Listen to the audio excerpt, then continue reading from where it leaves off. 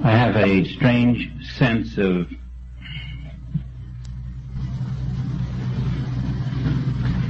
as if this were a most unusual type of class tonight. The reason is that if we come to the point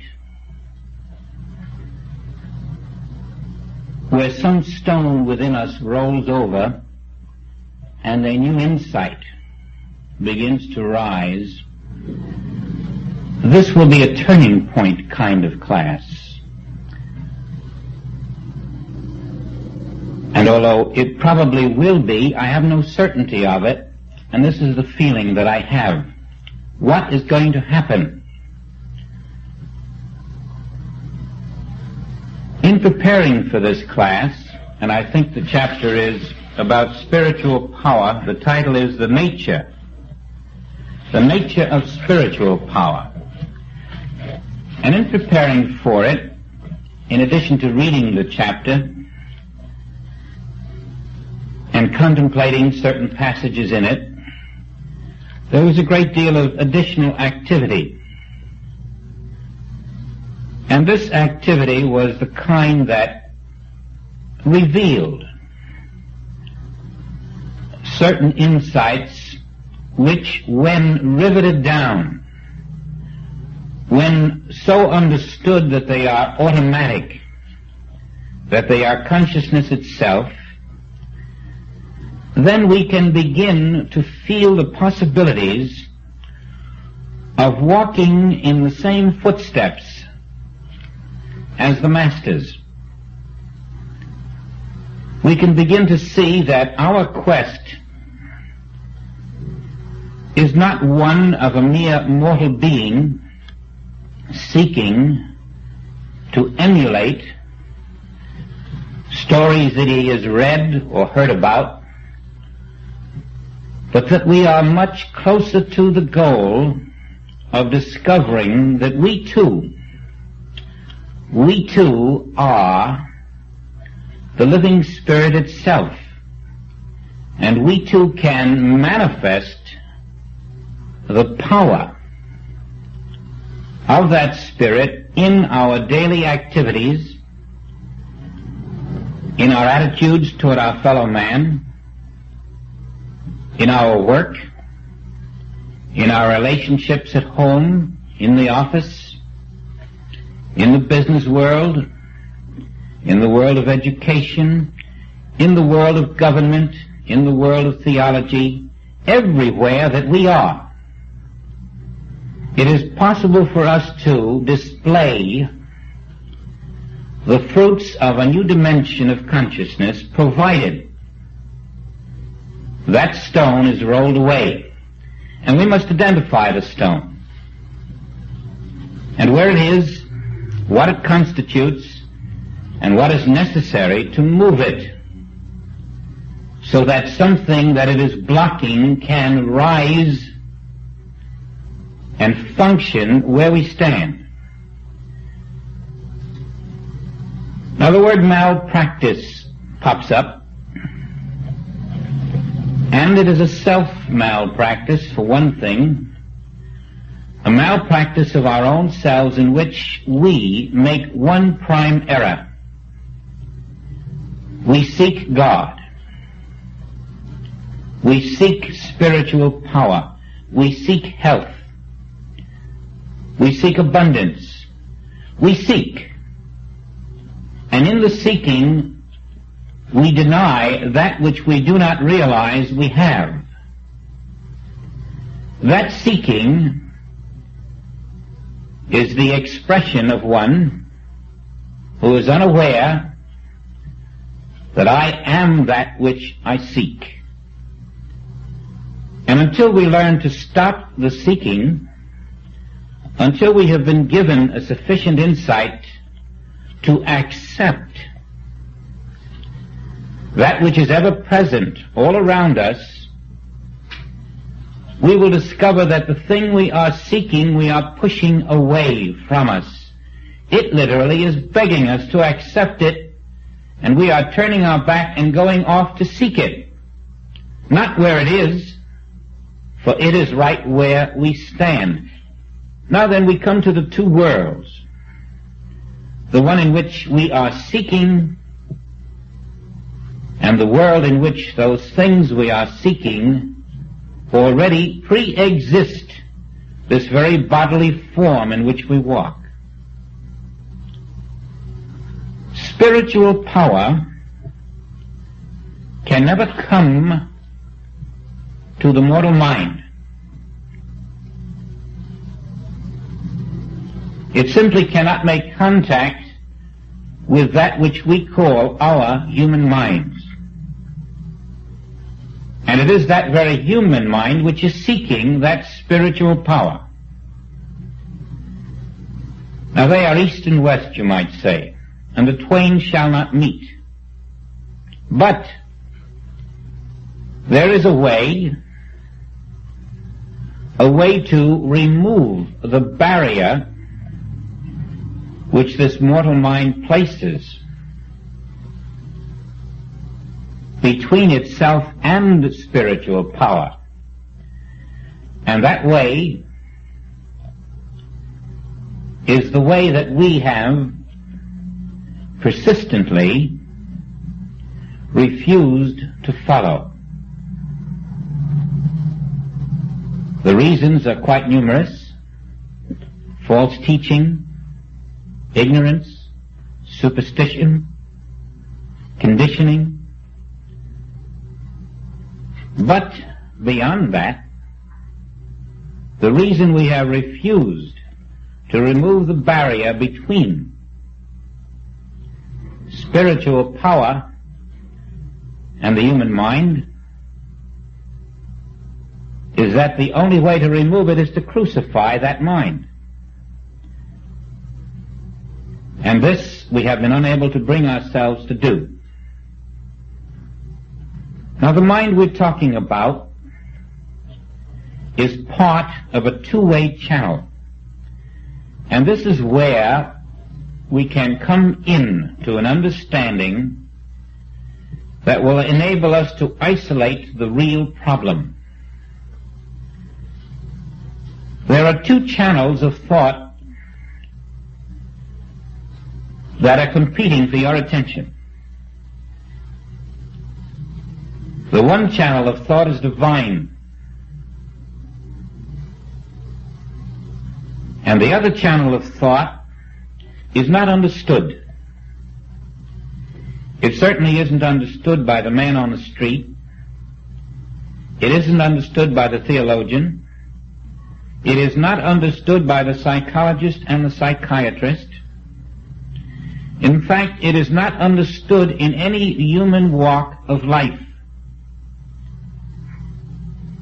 And it is very difficult to grasp. Once you have understood it, you still have nothing more than an understanding without the application of it. And so I will stress at this point that when, through this meeting, it becomes very clear to you, you merely have a seed that now must be planted. And the planting of that seed is going to be a consistent practicing of your understanding until the daily erosion of your human affairs does not erase it from you. Now this is probably a great turning for us, and so let us proceed with caution. The channel in which we function today as human beings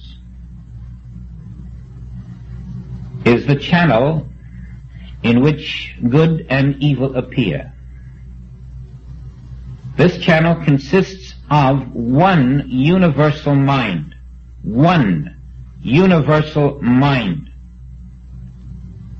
And that universal mind is where all good and all evil appears. And know this, never does the good or the evil leave that mind.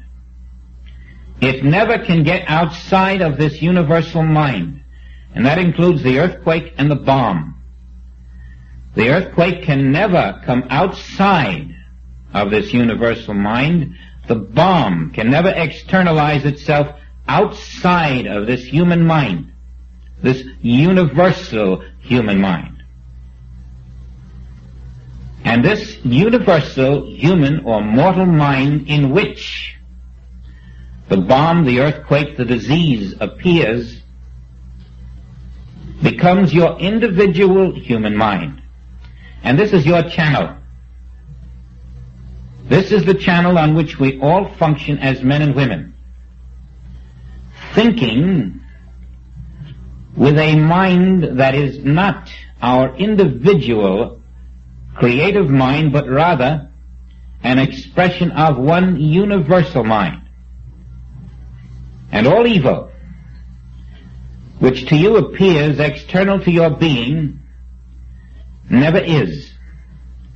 There is no discord external to you. There is no war external to you. There is no problem external to you. There is never going to be an earthquake or a bomb external to you. What you are looking at, what your mind is seeing, is nothing but a relay of a universal mind picture relayed into your individualized universal mind. Again, slowly, let us proceed on this point until it is established. You are looking at a universal picture. This world is in it. This world is one infinite picture in one universal mind. All of it. This world never can get outside of that universal mind, because that's where it is. All that takes place in this world can never get outside of that universal mind. And that universal mind being everywhere, it becomes what you call your individual mind. And we're still not talking about the divine mind. We haven't come to that. That is another channel. The channel on which we are functioning is a system in which a universal false mind becomes an individual false mind, and whether it's 2, 3, 4, 5 billion of them, each of these individual minds are that one universal false mind, which is not the divine, and which is the meaning of the fall from Eden. This false universal mind is currently functioning as the mind of the President of the United States, of the Cabinet of the United States, of the various so-called spiritual leaders of the world, of the kings and emperors and various dynasties throughout the universe, of their subjects, of their cabinets, of the writers, the scientists. All who live in this world are functioning on one universal false mind. It is for that reason that we are told, be transformed by the renewal of the mind. Have that mind that was in Christ Jesus. Now that is the other channel. And that other channel is the one infinite divine mind, and it does not have an opposite. There is no second mind. It is the only mind. And unless we function on that channel, what happens is very simple. Our thoughts are presented to us by the universal counterfeit mind, and we observe these thoughts, and we call them material things. Universal thought becomes material things. And there is no way that the human individual mind can do anything except confirm that. That's all we have is an echo mind, which confirms everything that the universal mind puts into us. Matter is that mind formed, confirmed by your individual mind. Matter stemming from a universal false mind, is that false mind made visible. All matter is therefore under the law of a false mind. And if you wish to remove any form of discord from your body or your so-called external experience, when you go straight to the discord and try to remove it and even succeed, the seed of that discord is still in the universal mind and will reappear. For that reason, in spiritual work, you never go to the discord.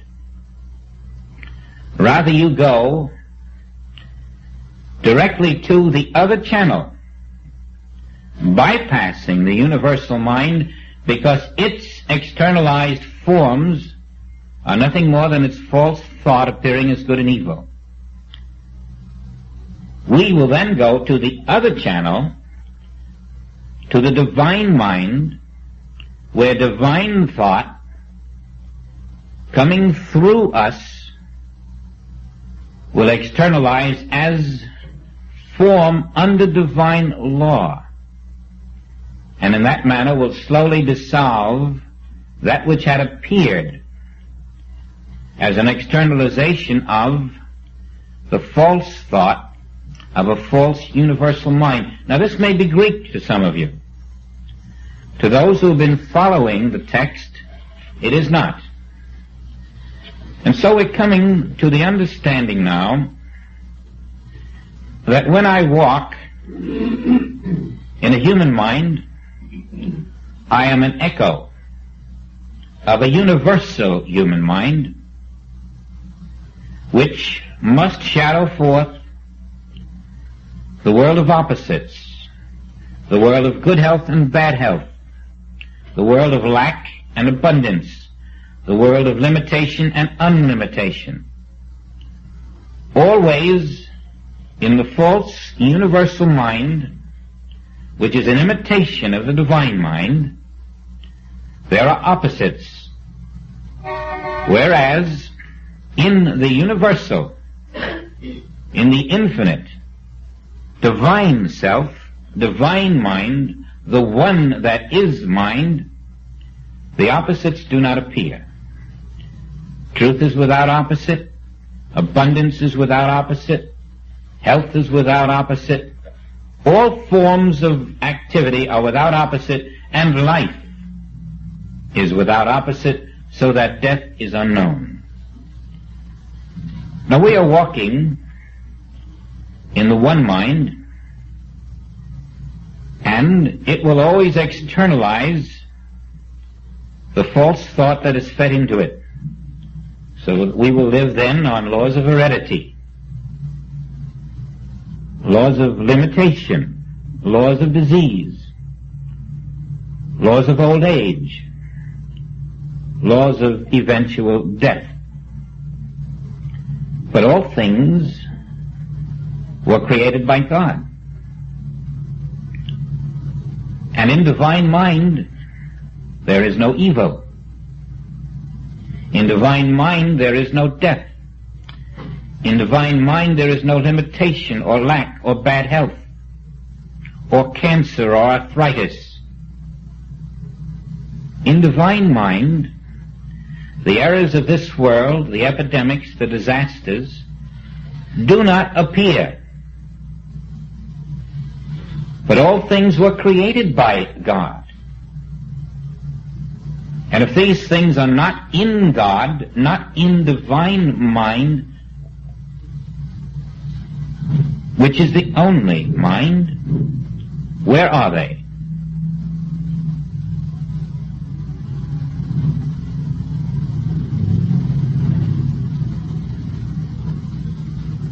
They cannot be in divine mind, they cannot be in another mind, because there is no other. Where are they? We find we have our imagined universe, our imagined world, our imagined problems, and they are imagined by a mind that is non-existent. Now there is a place where, when you abide, the weapons of this world cannot prosper against you. There is such a place. It's called a secret place. And I would like to find a way for us all to reach an understanding of the modus operandi involved here, so that rather than merely state that if you abide in the secret place of the Most High, these weapons of the world cannot be prospered against you, let us understand why.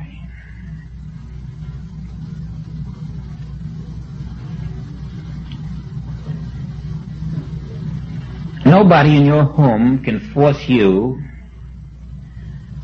to listen to a certain TV program unless you want to be there.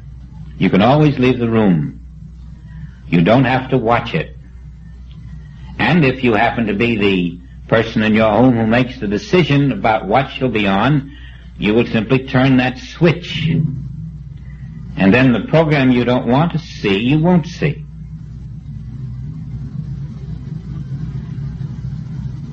Now let us say that we also have that power about disease, about earthquakes, about bombs, about bullets. If we can learn how to abide, to live, to have our being, not in the universal false mind, individual mind channel,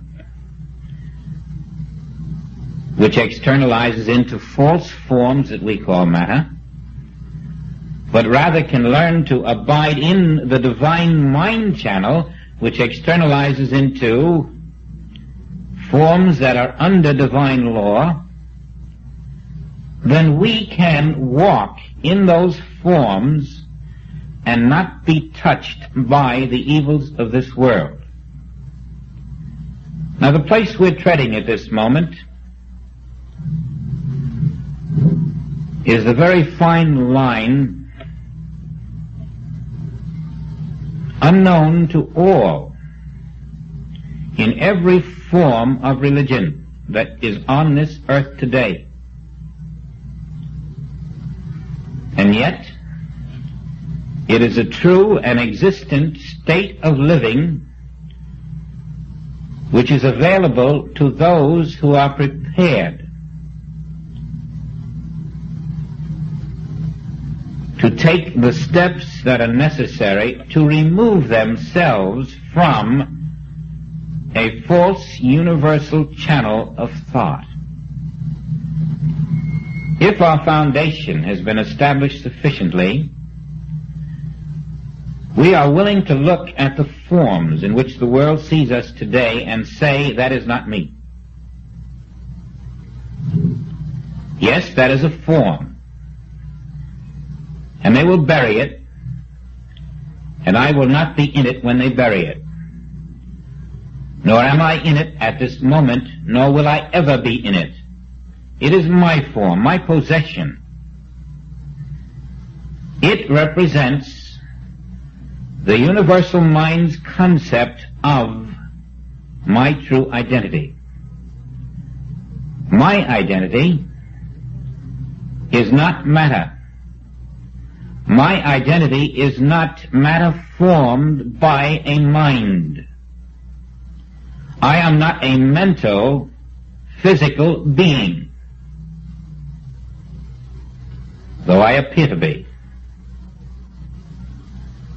That mind which was in Christ Jesus told us,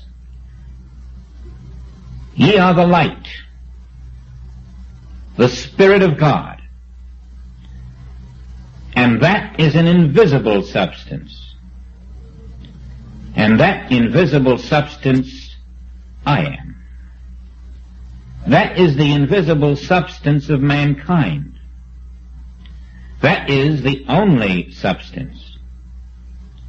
And that is the only channel on which we may live, if we wish to experience the reality of being. And so, for those who have at least made the effort to accept themselves not as mental, physical being, but soul, spirit, consciousness, we can say that I am not confined to a form. I am not confined to a place or to a time. I am the living Spirit of God, one with the Father. Wherever the Father is, I am, and wherever I am, the Father is, for we are one. And because we are one, I do not have a mind separate and apart from the Father. I do not have a human mind if my Father has a spiritual divine mind, because there is only one. And therefore the mind of the Father is my mind. I have no other mind. And all that comes from the universal imitation mind, the universal carnal mind, the universal mortal mind, and then transforms itself into what is called my individual mind, is nothing but a series of sense impressions, which are not mind at all. And these sense impressions are not the mind of God. And therefore, I will not be trapped into accepting the pictures they present. But rather I will abide in the knowledge that the one mind of God is infinite, and that all that is within it is itself, and there is nothing outside of it, and therefore it must be here now functioning as the mind of every man on earth. It is independent of the pictures we see. It does not depend on our beliefs. It is functioning now. And it is externalizing its thought into perfect spiritual being, which is invisible to the sense impressions of man. Right the place whereon you stand is the invisible spiritual activity of this divine mind. You do not have to seek spiritual power. It is where you are now. But you must open out a way for it to express in your experience. Not seek it. Move the stone that it may be released in you. And so we are moving the stone now to the degree that I am rejecting a human mind as my mind, and rejecting a human body formed by that mind as my body, and accepting the words of the prophets, the words of Jesus, the words of John, the words of the mystics, all as representative of the word of Spirit expressing through them, which says, now are we the sons of God. Now. Not tomorrow, not in the hereafter, not 10 seconds from now. But in this now which is eternal, are we the sons of God, and we cannot be the sons of God and be mortal beings too. We cannot serve Mammon and God. We cannot ride two horses. We cannot ride two identities. And so we turn from the one we are not. We don't have to become the Son of God. We don't have to become the Spirit of God. We have to acknowledge that we are the Spirit of God. And does not the Spirit of God have spiritual power? Can the Spirit of God be without spiritual power? In your proper identity, spiritual power is the very functioning of your being. How can you seek what you are? Now then, we're in spiritual power when we are living as the Spirit of God. And the reason we are in spiritual power then is because as the Spirit of God realized, accepted, acknowledged, one with the Father, the Spirit of God is living our lives. And so we come to one power, the power of the divine nature of being, ever expressing itself unopposed. There is no other power on the face of the earth. There are powers that appear in the human mind, universal mind channel. But are they a power over the divine? Are they a power over God? Is not the very ascension after crucifixion that evidence that was needed to show us there is no power over the Spirit? The Spirit will always externalize as form again. And as many times as the pilots of this world think they can exterminate soul forms, they will discover it is impossible. In 3 days I will raise this body. Why? Because he was not living in the channel of human universal mind. He was living in the channel of divine mind. And it being the only, there is no power in this world against it. And when you and I are living in divine mind, consciously, then and only then, in that abiding, are you in the secret place of the Most High, and then no bomb, bullet, earthquake, flood, fire formed against thee will prosper. Because never can these things come out of the mind in which they are born. They do not externalize. They are images in that mind. And they are only seemingly externalized when you are living in that false mind on that level. But when you are lifted above it, when you transcend the mind that is not, and are living in the mind that is consciously, then none of the forms that appear in this complete and entire world can make contact with you. It is impossible for forms in the third dimension of consciousness to make contact with forms that appear in it but are actually governed by the fourth dimension of consciousness. And to clarify that, I would like to refer you to a comparison or a simile that I have used several times, possibly in your presence. It is the one about the sunshine, which is right under your feet. And while you trample upon it, you never make contact with it. You never make contact with it. You cannot leave your footprints in the sunshine. And yet you are there and it is there. The only contact you will ever make with the sunshine is when it contacts you. You can take your umbrella and you can swing it at that sunshine all over the place. It will be completely undisturbed. You can shoot bullet holes through it.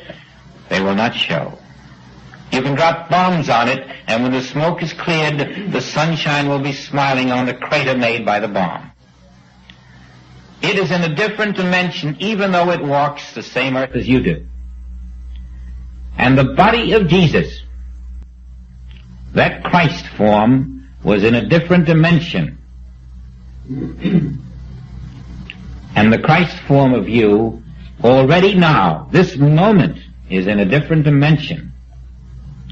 And it cannot be disturbed by the forms of this world. Now, the only way to bring this visible image you call your body into a place where it cannot be perturbed by the forms of this world is for this visible body not to proceed as an image in the human mind, but as an image in the divine mind, so that your form walks the earth as the form of Jesus did, visible, but not governed by human mind.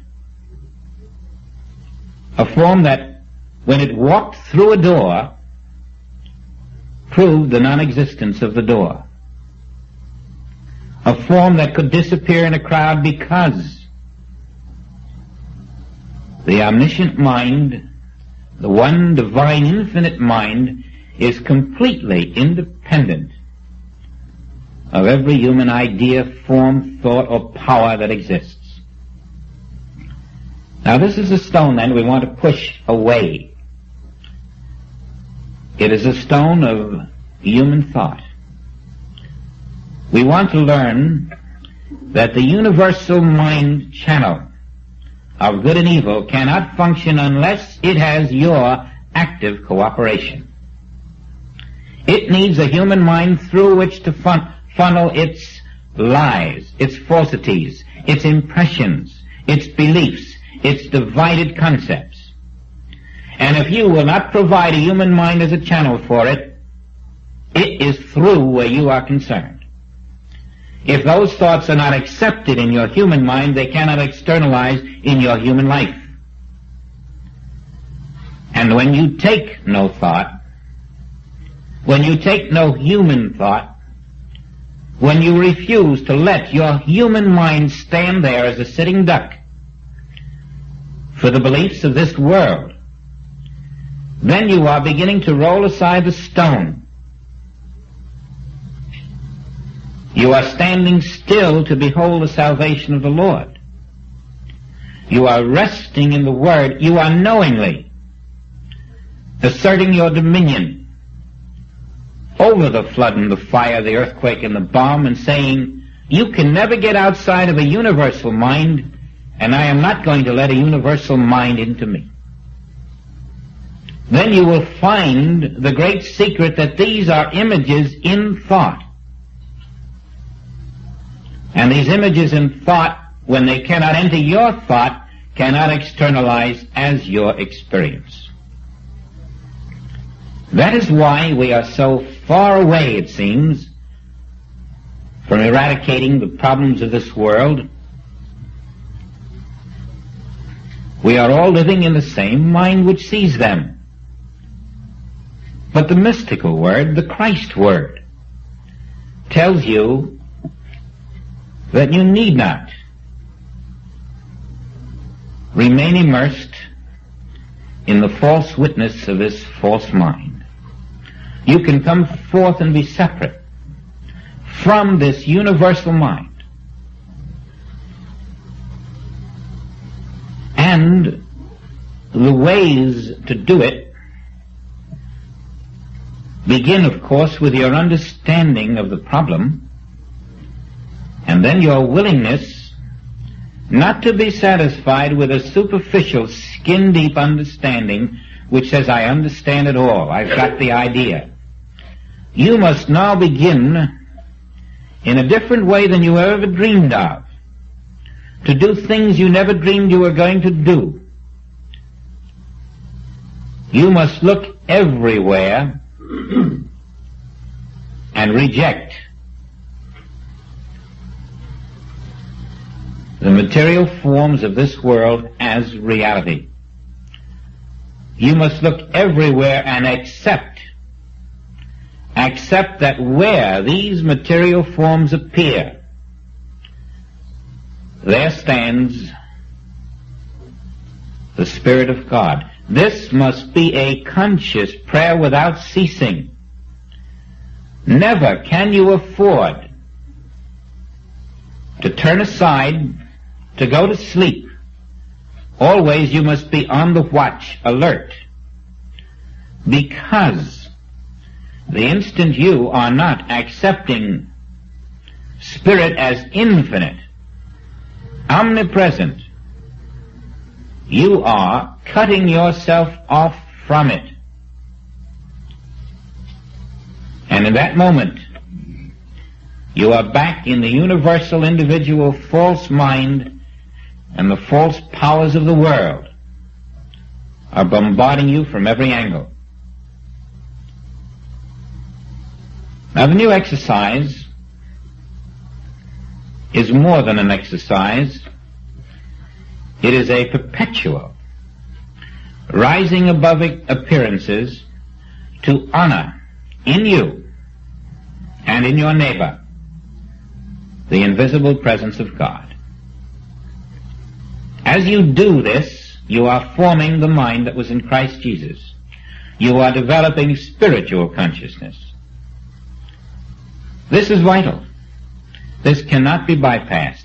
If there is one person in this world who is a fool to you, the real fool is yourself. If there is one person that you call Raka, you have made a mistake. If you come to the altar with your gift, but there is one who has aught against thee, leave your gift there. Return to that one. Remove the altercation between you. How? That is no thief. That is no adulteress. That is the Spirit of God. And you must rise above the personal sense of grievance, above the personal sense of retaliation, above the personal sense of vindication, of humiliation, of persecution, above every form of personal sense, and acknowledge this, in spite of the form, in spite of the mask, in spite of the appearance, this is the child of God. And you will do that when you refuse to look out at the world through a human mind. And that is why you must do it. Because when you are able to do it, it will be because you have transcended the human mind, which is a prisoner in a false universal mind. And that is how you will break the hypnotism, break the bondage, break the fetters, and be free. That recognition of the Christ, where the murderer, thief, adulteress appears, is your freedom, not theirs. It is you stepping forth, becoming separate from world hypnosis, because that is not a murderer, that is not a thief, that is not an adulteress, and it isn't big of you to think it isn't. It's the truth. All that there can be anywhere in this universe is the Spirit of God. And we must be that pure in heart that we do not accept a universe in which there is anything but the Spirit of God. And then we are on the threshold of discovering the power that lies within us. Then we can say and see and feel and demonstrate, the Father and I being one, I am omnipotent. I am omniscient. Because all that the Father hath is mine. This is a gigantic step, and it cannot be done by will or determination. It is done by constant vigilance and practice, so much so that each of us would be wise to print a little card, and on that card to say something to the nature of, never will I accept any individual into my consciousness except as the I, Spirit of God. Each one that enters my consciousness will at that moment for me be immaculately conceived. And then that card should be right where you are when you wake up in the morning. And that's when you begin. And that card should go in your vest pocket or breast pocket or purse. And you glance at it if you take the commute train or a bus, or if you're riding in somebody else's car, or you glance at it over coffee, and you look around the room and you accept the spiritual identity of every person in that room. There should come a moment where everyone in your city in your consciousness is the Spirit of God. Where everyone in this world in your consciousness is the child of God without opposite. You are redeeming the material world. You are redeeming the false images of a universal false mind, and you must do it. Who will do it for you? It isn't in a book. This is a state of consciousness, and a state of consciousness doesn't just happen. It is something that you constantly practice until the false falls away, revealing the presence of the real. Now, this is probably a secret that not all of us will practice immediately. But I can assure you, if it isn't tomorrow or 10 years from now, it may be 500, but you will practice it. You will someday come to that place in consciousness where you know that to deny his and her spiritual sonship is to deny your own. For there is no such thing as a separated son. To be the son, you must be the infinite self, the one. You cannot accept for yourself and deny for another. It isn't that kind of a two-edged sword. If you do it to one of these, my brethren, even the least, you do it unto me. And so we don't have people who can do wrong in this world anymore if we're in spirit. There is no one in this world who can do wrong. There is no one in this world who can be a thief. There can be pictures of wrongdoers, pictures of thieves, and those pictures can never get outside of a universal mind, never get outside of an individual human mind. And that's where they remain. And if you step outside of that mind, you will be free of the pretended power of those pictures. The bomb cannot leave that mind to enter the channel of the divine mind in which you live. The earthquake is powerless when confronted with the enlightened consciousness. And your weapon to silence your mind is the practice of truth. Every time you find meditation difficult, it is because there is an absence of truth. When truth is present in that mind, it is quiet. And if you will feed your mind truth, that mind will be quiet. And the silence of that mind removes the channel for universal false mind to bear false witness to your Father. Now let's think on those things. Today we're going to have an intermission, because I had a feeling that talk today will be a little longer, not too much, but a little longer than usual. There will be an intermission. But for the moment, let us take the silence as our weapon against that mind which was not in Christ Jesus. That mind which is a prevaricator from the start, a deceiver, a painter of false pictures, of shadows, material shadows, without spiritual substance. Let us see those shadows for what they are. Let us understand that they are born and they die because they are not the true self. That they suffer because they are not the true self. That they are all images in one universal false mind. And in my silence, the descent of the Holy Ghost, lifting the eye of my being above the pictures of this world will transport me without taking me anywhere to the kingdom of reality which stands right here in a dimension which my senses cannot penetrate, beyond the radius of my touch, my smell, my taste, my vision, and my hearing.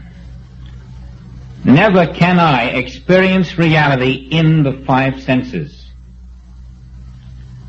But in the silence I transcend these senses, and resurrection begins.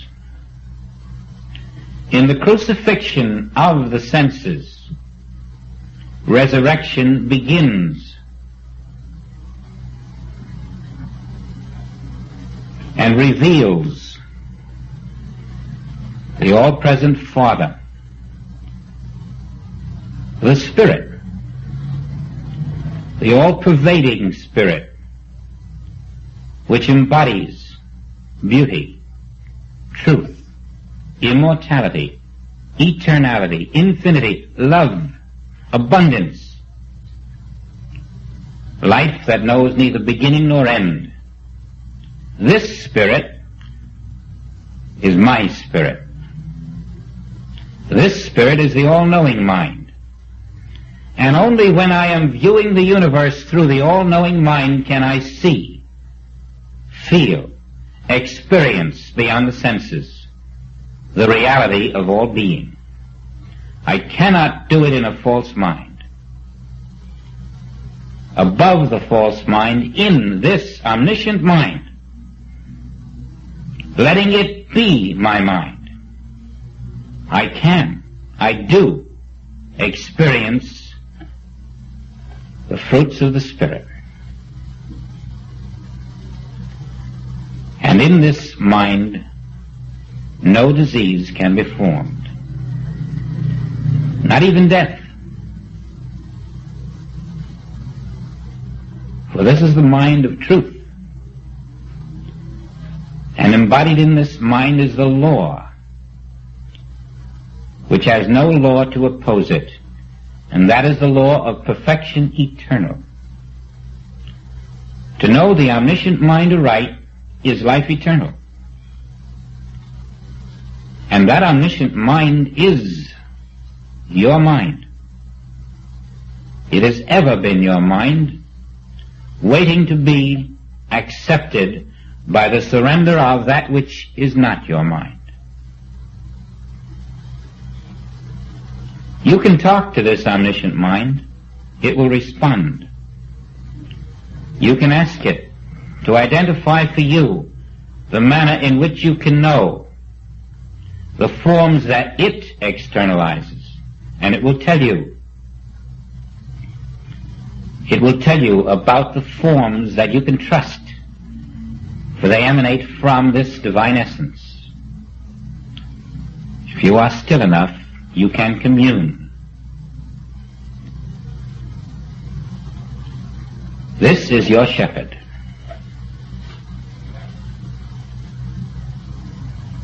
And when this is your shepherd, you can never want, you can never need, you need never seek.